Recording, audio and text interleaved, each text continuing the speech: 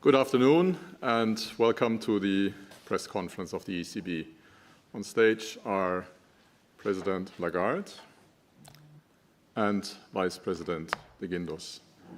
My name is Wolfgang Preußel. As always, we also have participants joining via video stream, so if I give a question to someone joining remotely, please turn on your camera and your microphone. And with that, I hand over to you, President Lagarde, please. Thank you very much, Wolfgang, and good day to all of you. The Vice President and I welcome you to our press conference. The Governing Council today decided to keep the three key ECB interest rates unchanged. The incoming information broadly supports our previous assessment of the medium-term inflation outlook.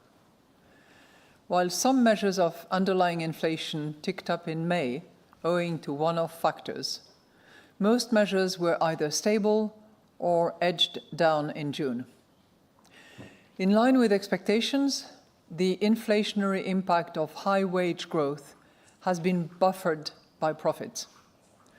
Monetary policy is keeping financing conditions restrictive. At the same time, domestic price pressures are still high, services inflation is elevated, and headline inflation is likely to remain above our target well into next year. We are determined to ensure that inflation returns to our 2% medium-term target in a timely manner. We will keep policy rates sufficiently restrictive for as long as necessary to achieve this aim. we will continue to follow a data-dependent and meeting-by-meeting approach to determining the appropriate level and duration of restriction. In particular, our interest rate decisions will be based on our assessment of the inflation outlook in light of the incoming economic and financial data, the dynamics of underlying inflation, and the strength of monetary policy transmission. We are not pre-committing to a particular rate path. The decisions taken today are set out in a press release that is available on our website. And I will now outline in more detail how we see the economy and inflation developing, and will then explain our assessment of financial and monetary conditions. So turning to the economic activity, the incoming information indicates that the euro area economy grew in the second quarter, but likely at a slower pace than in the first quarter.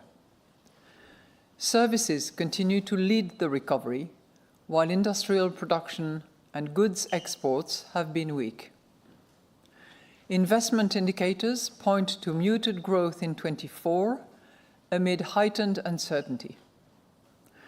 Looking ahead, we expect the recovery to be supported by consumption, driven by the strengthening of real incomes resulting from lower inflation and higher nominal wages.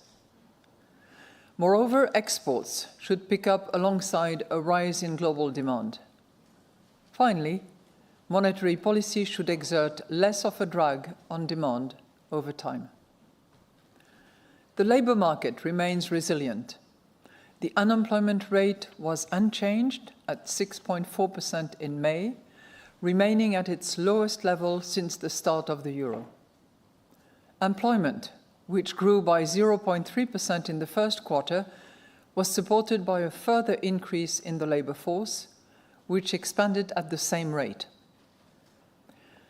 More jobs are likely to have been created in the second quarter, mainly in the services sector. Firms are gradually reducing their job postings, but from high levels.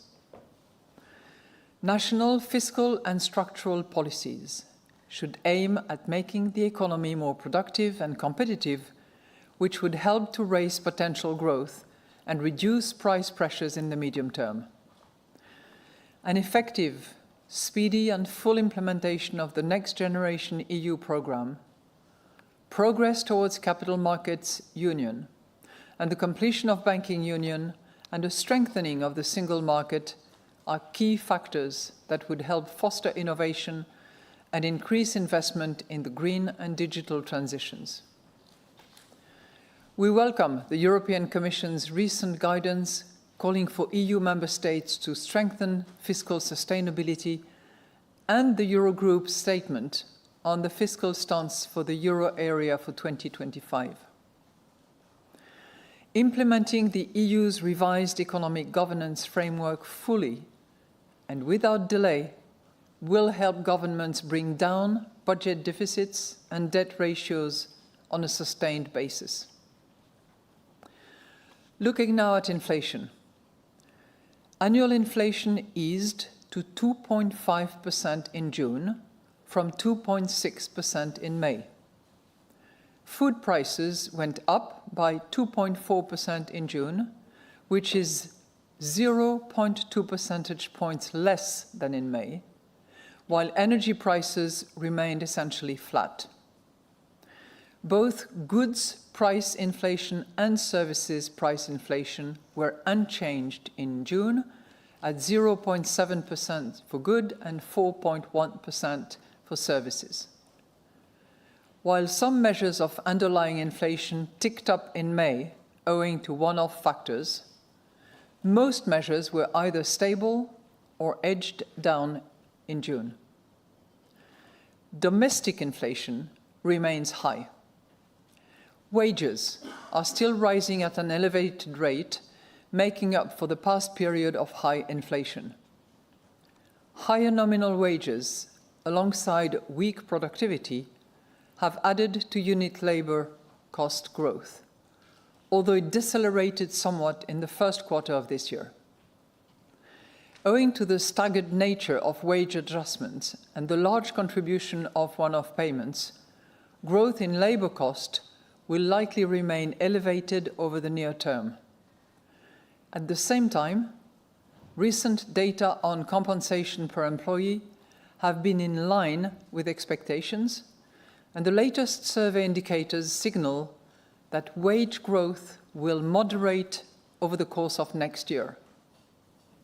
Moreover, profits contracted in the first quarter, helping to offset the inflationary effects of higher unit labour cost, and survey evidence suggests that profits should continue to be dampened in the near term. Inflation is expected to fluctuate around current levels for the rest of this year, partly owing to energy-related base effects.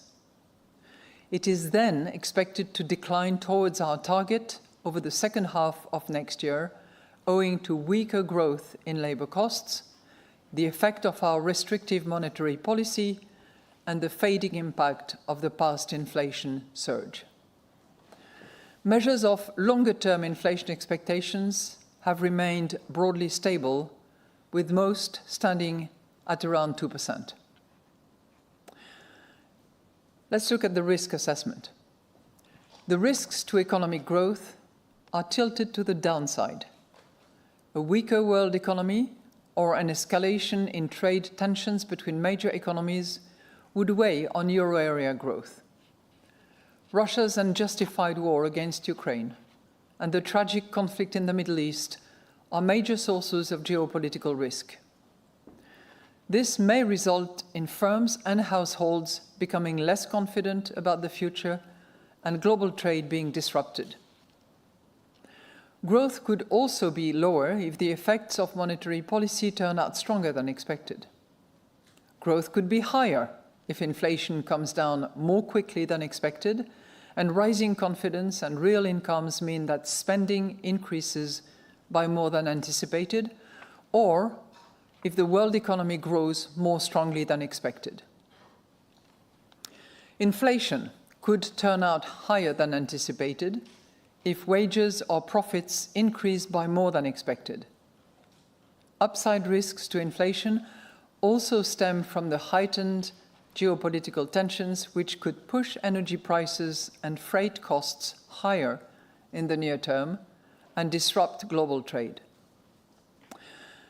Moreover, extreme weather events and the unfolding climate crisis more broadly could drive up food prices. By contrast, inflation may surprise on the downside if monetary policy dampens demand more than expected, or if the economic environment in the rest of the world worsens unexpectedly. Looking at financial and monetary conditions now. The policy rate cut in June has been transmitted smoothly to money market interest rates, while broader financial conditions have been somewhat volatile. Financing costs remain restrictive as our previous policy rate increases continue to work their way through the transmission chain. The average interest rate on new loans to firms edged down to 5.1% in May, while mortgage rates remained unchanged at 3.8%. Credit standards for loans remain tight. According to our latest bank lending survey, standards for lending to firms tightened slightly in the second quarter, while standards for mortgages eased moderately. Firms' demand for loans fell slightly, while households' demand for mortgages rose for the first time since early 2022.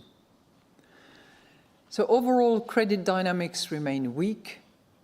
Bank lending to firms and households grew at an annual rate of 0.3% in May, only marginally up from the previous month. The annual growth in broad money as measured by M3 rose to 1.6% in May from 1.3% in April.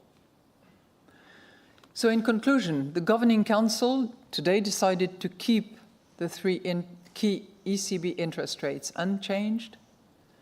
We are determined to ensure that inflation returns to our 2% medium-term target in a timely manner. We will keep policy rates sufficiently restrictive for as long as necessary to achieve this aim. We will continue to follow a data-dependent and meeting-by-meeting approach to determining the appropriate level and duration of restriction. In particular, our interest rate decisions will be based on our assessment of the inflation outlook in light of the incoming economic and financial data, the dynamics of underlying inflation, and the strength of monetary policy transmission. We are not pre-committing to a particular rate path. In any case, we stand ready to adjust all of our instruments within our mandate to ensure that inflation returns to our medium-term target and to preserve the smooth functioning of monetary policy transmission. We're now ready to take your questions. Thank you very much. Thank you, Madame Lagarde. And the first question goes to Alex Weber of Bloomberg News. Alex, please. Thank you. Good afternoon. You said that domestic price pressures are still high. Could you elaborate a bit what the biggest lingering concerns were during your meeting around the issue of wages, profits, and productivity, and what you would need to see in the data on those points that you're going to get over the summer in order to be comfortable with another rate cut in September? A second question on fiscal policy. Are you worried that large deficits and slow consolidation in some countries in the Eurozone could make it harder to bring inflation back to 2% and possibly even create financial stability problems? Well, thank you very much for you two questions. Let me start with the second one, and I'm going to repeat for you a paragraph that we discussed and that we slightly modified, but which essentially remains intact with a bit more force probably, which is that national fiscal and structural policies should aim at making the economy more productive and competitive, which would help to raise potential growth and reduce price pressure. An effective, speedy and full implementation of the Next Generation EU programme, progress towards Capital Markets Union and the completion of Banking Union, as well as the strengthening of the single markets are key factors that would help foster innovation and increase investment in the green and digital transitions. That will probably echo some of the things that you heard probably this morning when President von der Leyen presented her proposals. What is really important about the fiscal aspect is the following sentence. We welcome the European Commission's recent guidance calling for EU member states to strengthen fiscal sustainability and the Eurogroup statement on the fiscal stance for the euro area in 2025. Implementing the EU's revised economic governance framework fully and without delay will help governments bring down budget deficit and debt ratios on a sustained basis. This was discussed, and we believe that it's a very strong endorsement of the principle of discipline, so that all member states who have adhered and agreed to a set of rules under the fiscal governance framework will actually apply those rules and principles. There is a process that is underway that will take them to submit the multi-annual proposals that will be then reviewed, but this is certainly the set of rules that have to be implemented and respected. On your first question, and you give me an opening because you said what was actively discussed in the Governing Council over the course of the last 2 days, and specifically this morning. You know, I see very much the discussions we had this morning as a story of on the one hand, on the other hand. And you're only asking me a question on the other hand, which has to do with the services inflation, which is obviously well exemplified by the domestic prices that you referred to. And the domestic prices is clearly high, has slightly increased compared even with the May reading, but we believe is largely determined by what I call the WPP, which for me is the wage, the profit, and the productivity.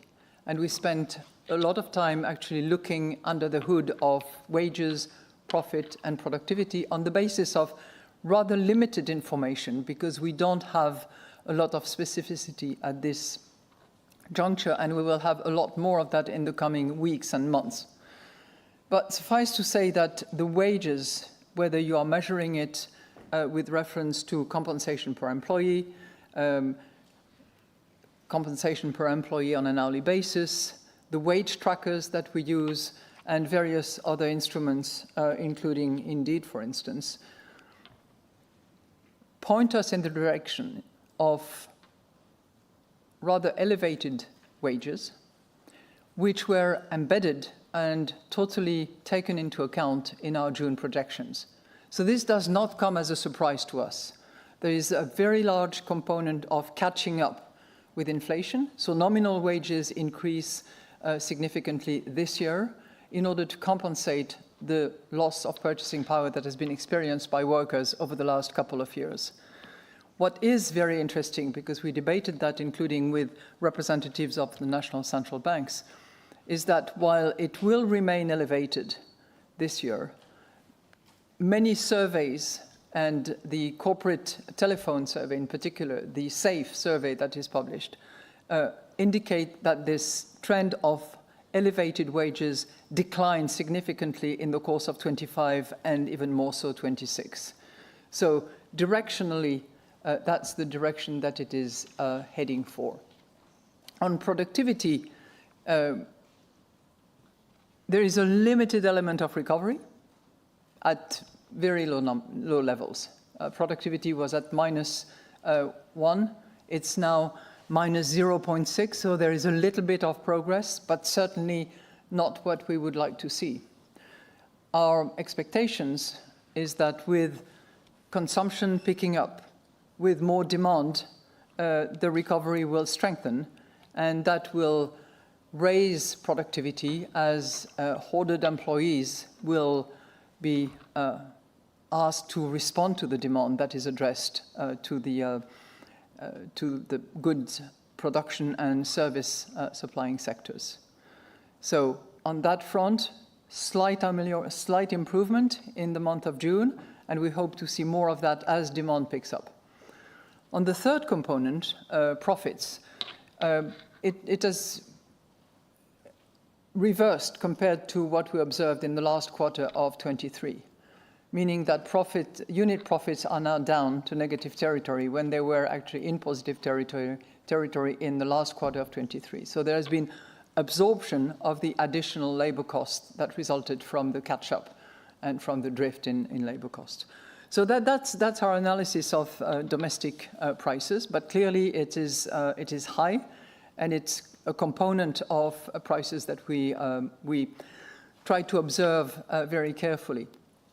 And that leads me to one word that you used. You used the word point. And for those of you who cared to listen or to read the speech that I gave in Sintra, I specifically referred to data dependency, which is something that was unanimously endorsed by the Governing Council today. But I also made very clear that data dependency did not mean data point dependency. So we applied that to wages, to other elements that we measured very carefully in the last weeks and that we looked at together in the last 2 days. Sorry, it was a bit long, but you addressed it from the other hand, so I had to cover a bit of ground. Thank you, Madame Lagarde. And the next question goes to Annette Weisbach of CNBC. Annette, please. Thank you. President Lagarde, I have a question on the September potential rate move. Provided everything stays like it is right now, so that the indicators coming in line with what you're expecting, are we going to see a rate cut in September? Second question would be on what we are currently hearing from the United States, a possibility of higher tariffs and more trade tension. Is that something you are discussing in the Governing Council as also in terms of reinflationary effects? Thank you. Thank you so much for your two questions. the decision that was taken this morning was a unanimous decision. But what was equally unanimously determined was the fact that we were determined to be data dependent, to decide meeting by meeting, and not to have any predetermined rate path. So the question of September and what we do in September is wide open and will be determined on the basis of all the data that we will be receiving. Obviously, our projection from June will be a point of reference, but the projection of September plus all the other elements that we will be receiving will be taken into account to decide what we do in September. But there is no predetermined path, and that was very strongly endorsed by the Governing Council. The issue of tariffs that you mentioned, that's an important aspect, and we will have internal discussions within the Governing Council about the risk resulting from segmentation, fragmentation, and obviously the tariff increases that are flagged, either as to be maintained or to be increased, come into the picture. And that is particularly important given that export is one of the engines of the recovery as we flagged it. It's consumption, first and foremost, driven by the increased purchasing power resulting from nominal salary increases and reduced inflation. But it's also an increase in trade, as a result of which export out of Europe to the rest of the world would matter. And this is an area where we will be attentive, of course, to whatever political decisions are made by whoever in the future. Thank you, Madame Lagarde. And the next question goes to Francesco Canepa of Reuters. Francesco, please. Thank you very much, Wolfgang. So my first question is, you said that the decision was unanimous. Did you discuss, or did anyone even want to discuss the prospect and the merits of a rate cut today? And the second question is whether you feel more or less confident about inflation hitting a target in the second half of 2025 than you were 6 weeks ago? So on your first question, you all know how those governing council work. We do a lot of debate and discussion, and we present views in the course of Wednesday, and on Thursday morning, a proposal is put forward by our chief economist, Philip Lane, and then each and every governing council member says whether he supports or doesn't support the proposal by our chief economist, Philip Lane. And on this occasion, everyone was supportive of the decision proposed by Philip Lane. And as I said, it encompasses the 3 rate cuts unchanged, and the meeting-by-meeting data dependency and no predetermined rate path going forward. Excuse me. Now, you pointed to the issue of confidence, and we were not the only central bank in the world to have referred to the need to be sufficiently confident about the inflation path and the disinflationary process. I think we are at a stage where, with additional data, not data point, additional data that will take multiple avenues and forms, and that we will dissect in great details in the weeks and months to come. So with additional data, if that data actually confirms the disinflationary process that is at work at the moment, it will reinforce our confidence. And we shall see. But it will encompass a whole range of data and indication. And on each and every review of those components, we will still continue to apply our threefold approach, which will focus on inflation outlook. Therefore, it gives us a way in which we can look forward We will also look at underlying inflation in all its decomposition, and we will look at the transmission. Those three components we will continue to review in the same way. Thank you, Madame Lagarde. And the next question goes to Jean-Philippe Lacour of AFP. Jean-Philippe, please. Thank you, Wolfgang. Mrs. Lagarde, bonjour. Bonjour, c'est agréable de vous voir en vrai. Ah, merci. Sorry for the Presque aussi English bronzé que vous, speakers. mais pas encore. Mrs. von der Leyen was today elected for a new mandate of 5 years. And so clarity in Brussels, but still politically a big fog in Paris, where we are far to see a kind of well exercise of synchronized swimming, if I can make a metaphor that you may appreciate or not. So in the light of this, can you maybe share with us a comment on this new election of Mrs. von der Leyen for the next years? And the second question is, do you think monetary policy in its whole process, not just this meeting, these 2 days, but what comes prior to this, can be hampered by the fact, allegedly, that about 40% of the staff here in this House declare to suffer from burnout, according to a recent survey you may, of course, have news about? Thank you. So in my old synchronized swimming days, the coach used to say, you have the choice. You swim or you sink. Difference will be in the hard work that you put in. There are a few things from synchronized swimming that I still have loud and clear in my head. I'm not going to comment on the policy avenues that have been flagged by President von der Leyen, because the speech was at 11 o'clock this morning. We were in the middle of our own discussions. I think that all I can do at this point in time is offer my congratulations for the re-election by such a margin. But of course, we will look very attentively at what the proposals are at the European level. For the moment, we are also very fixated on the April fiscal governance framework that has been decided and which is obviously vetted by the Eurogroup and which will see implementation in the early weeks of September. You asked me about our staff. And I would just like to say that, number one, a very significant majority, if not 80 to 90% of our staff, is highly motivated by the mission of working at the European Central Bank and for the benefit of European compatriots. I would also say that a lot of people are working very hard in this institution.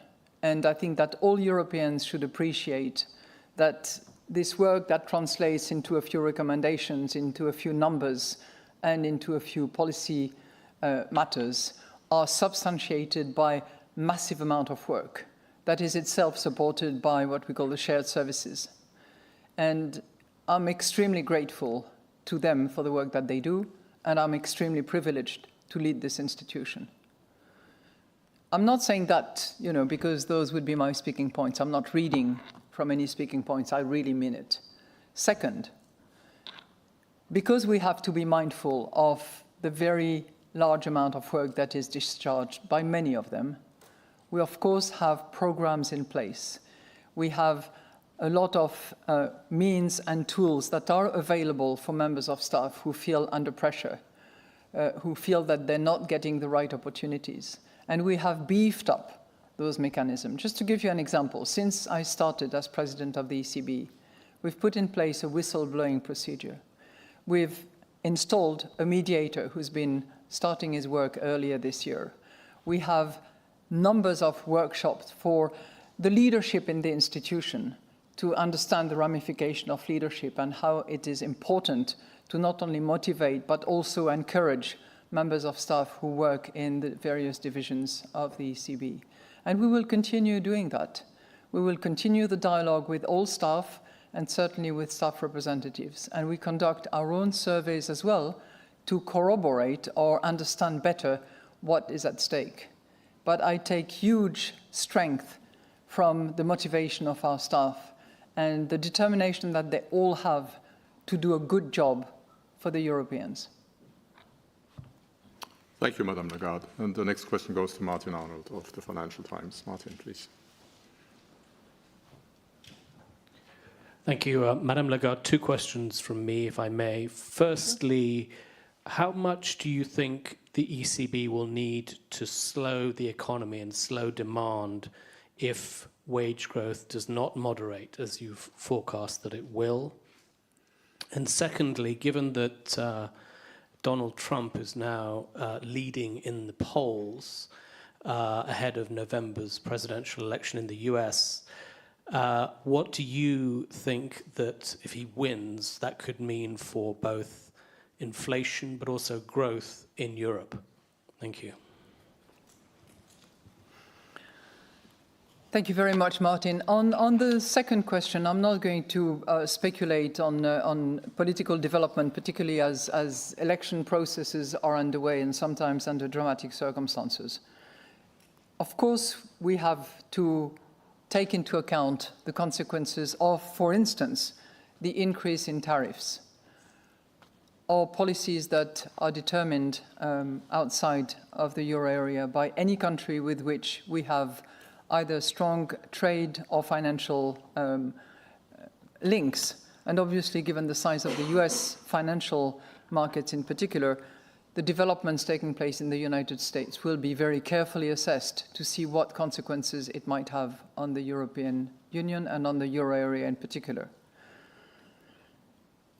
On the magnitude of I guess you're referring to interest rates, movement that would be needed if the wages were not to decline as expected. First of all, I would deal with you if. You know, it's obviously a domain where we dig and we research and we try to find as much evidence, surveys, assessments as possible. And we do that with all national central banks, but we do that also on the basis of our corporate telephone survey, on the basis of all the numbers that are reported by Eurostat, on the basis of the wage trackers, and honestly, on the basis of everything that we see, the direction in 25 and in 26 is downward. And it's pretty, it's not basic because none of that is basic, and a lot of developments have not had a lot of historical previous examples. But there was a period of 2 years of very high inflation because of the way in which employment relationships are organized in Europe. There was an element of catch-up. And because of the staggered determination of collective bargaining agreement, annual, biannual, triennial negotiations, the deferred impact of inflation is taking place now. The highest numbers that you have are in 24. Whether you look at wholesale, retail, public sector, private sector, it's in 24 that the impact is the heaviest. And the catch-up, once completed, will return the employment relationship and the collective bargaining agreement process to a more normal path. And if I'm to believe what our national central banks see in their respective numbers in the 20 member states, they see a return to numbers that are perfectly compatible with our target of 2% in the course of 25, and even more so in the first part of 26. So I'm not going to entertain the hypothesis where all that would be wrong, because there's too much corroboration of our assumptions and too much by way of both model-driven but also empirically determined understanding of what is going to happen. Now, we might be wrong. And if we are wrong, we will do what we normally do. We reassess on the basis of the data, and we take the decision, and we continue to be restrictive, more restrictive if it was necessary, so that we can return to our target in a timely manner. And that is the invariable in any of our reasoning. Return to target 2% in a timely manner. Thank you, Madame Lagarde. The next question goes to Isabella Bufacchi of Il Sole 24 Ore. Isabella, please. Good afternoon. Thank you for the opportunity. President Lagarde, I have two questions. The first question is on the decisions. And I go back to a sentence that is written, domestic price pressures are still high, services inflation is elevated, and headline inflation is likely to remain above the target well into next year. So this is not totally new, but it gives us a very good idea why you didn't cut rates today. Looking forward, without pre-committing, is anything that in here we should look at to give us some hints that a cut will come? So what has to change in a way to reassure people, citizens, that anyway we are on this trajectory of rate cuts? And if I may, my second question is if I can go back to, you already commented the Euro area bank lending survey, but if you can say a little bit more, because you said credit is weak, and is it too weak? Is normalization in financing conditions too weak, as you are in restrictive territory? And I have the feeling you will keep on staying on restrictive territory for quite a while. Well, that's what we say very clearly in the monetary policy statement, that we will stay in restrictive territory as long as is necessary to reach our 2% target. And that is clearly the case. And we are not at target, and there's time to be had before we get to target. Your first question: what should you look at? Which means also what should we look at to confirm or reinforce our confidence that we are on that disinflationary path and that it remains broadly on track and pointing in the right direction. We must look at all components of data, all measurements, all indicators that will be coming in the next weeks and months. So this is going to be a process. I'm not suggesting that we're going to stop in September and not look and continue to look further. But it's clear that between now and September, we will be receiving a lot of information, whether it's GDP, whether it's inflation reading, whether it is wage and profit decomposition. There will be, and much more. I'm overly simplistic in that enumeration. But that's what we will be looking at, to see whether or not it confirms the path that we are seeing. So I'm afraid that it's going to be a bit of a busy summer. Thank you, Madam. No, you asked me a second question because you asked me about the bank lending survey. So allow me to distinguish in terms of credit, because there's a slight difference between corporate on the one hand, household on the other one. So on the corporate front, rates have gone down.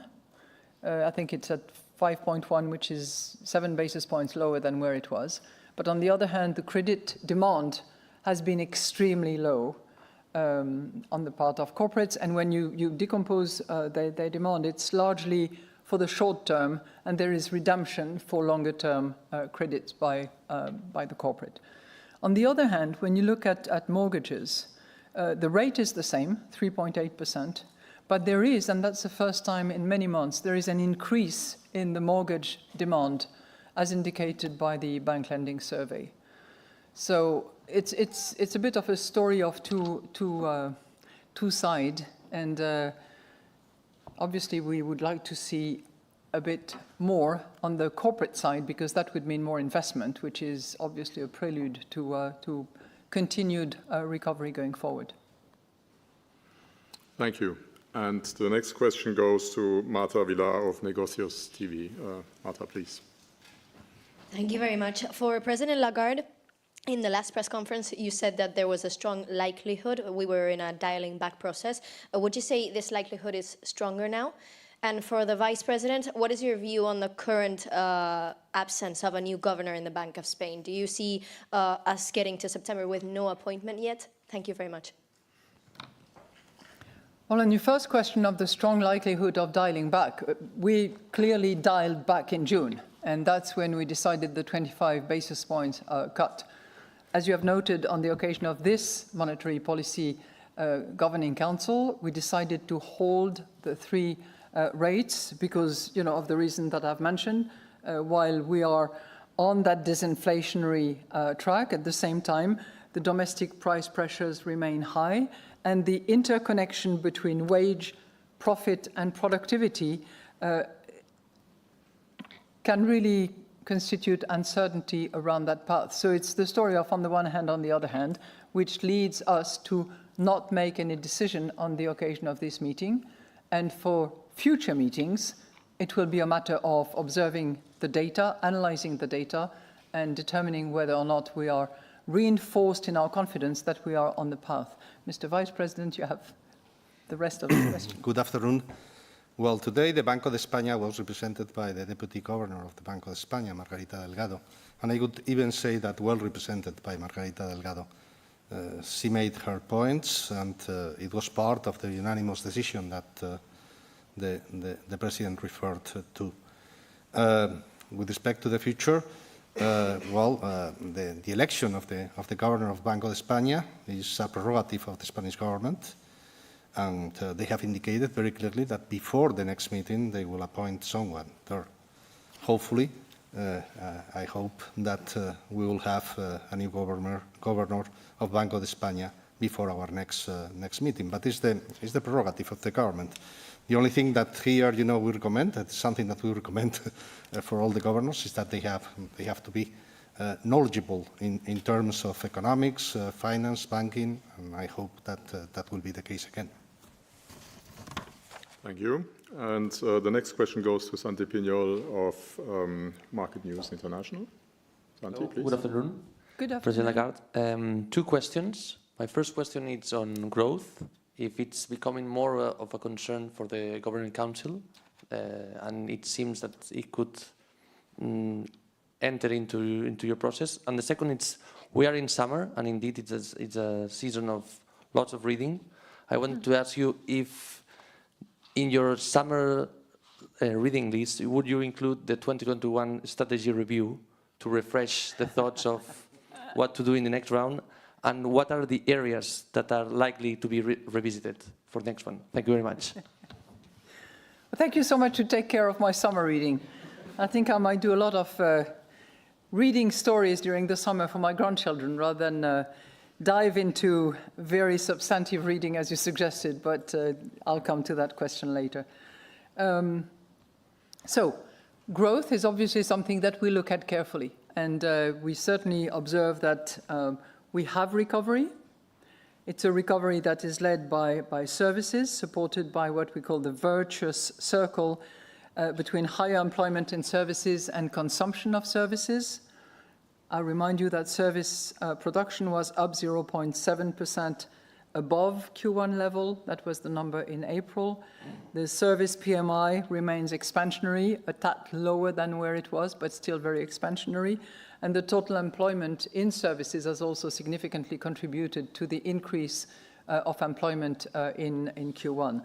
So services is definitely leading the way.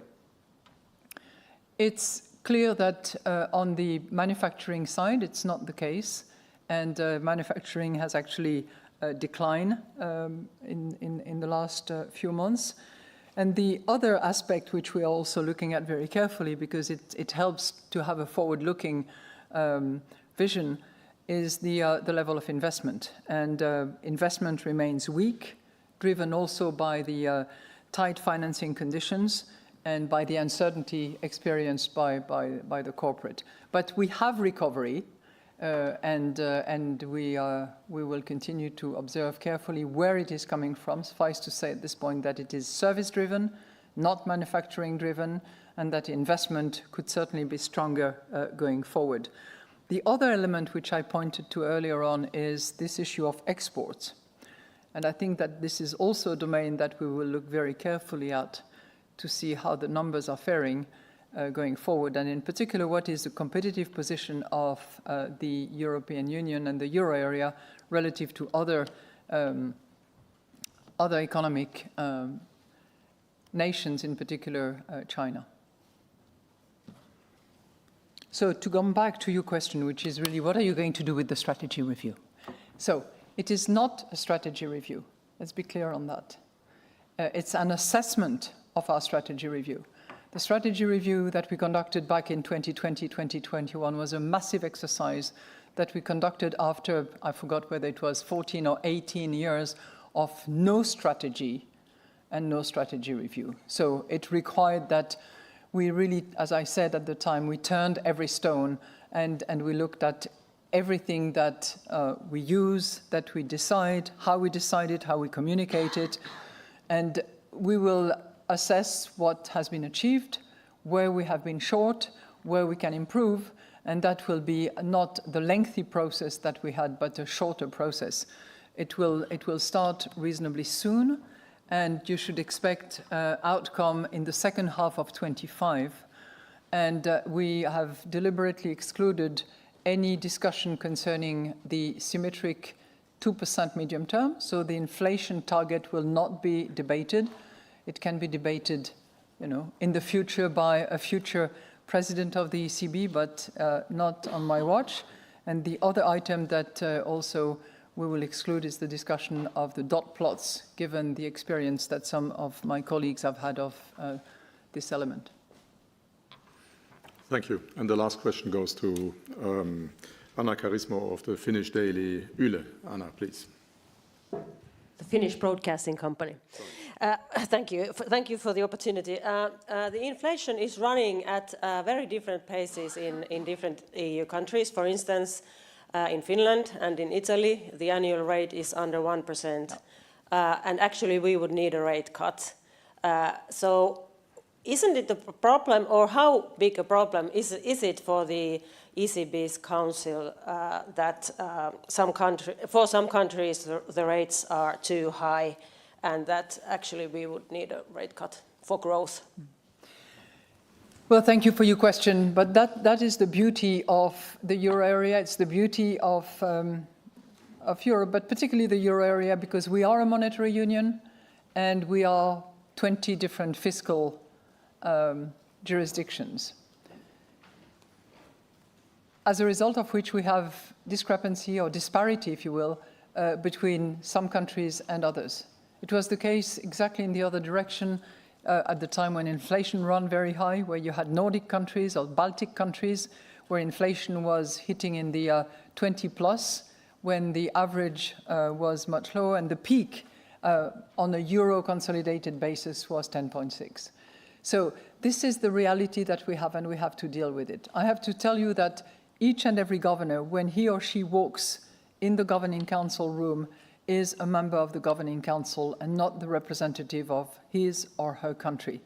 I'm not suggesting that it's not in the back of their mind, because of course they come from there, they return there, and they are very much aware of the reality of their economy, but they also know that we are making decisions for the euro area at large, and we cannot make specific decisions that would be nationally and member state based. Thank you. That brings our press conference to an end. We will be back here on September 12th, and up until then, we wish you a good summer. Thank you very much. And I hope a good break and some vacation for many of you. Yes.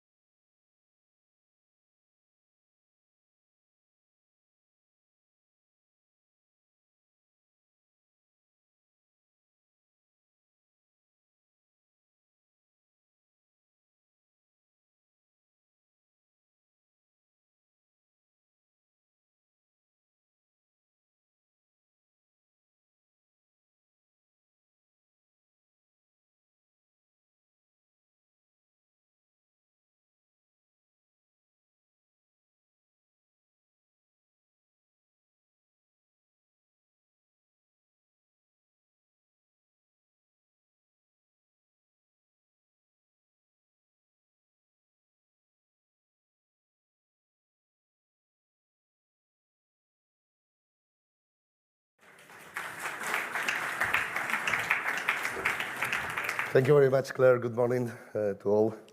It's my pleasure to open the second day of the conference with a session focusing on monetary policy cycles. I am pleased to introduce Christine Forbes. You are a veteran of Sintra. You have been here from the very beginning, no?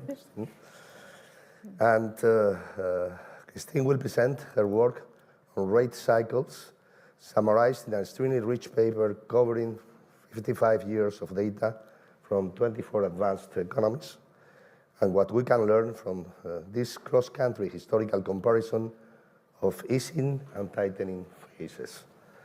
Her paper will be discussed by Paolo Surico, professor at the London Business School. Well, you know perfectly, you know the housekeeping rules, Christine.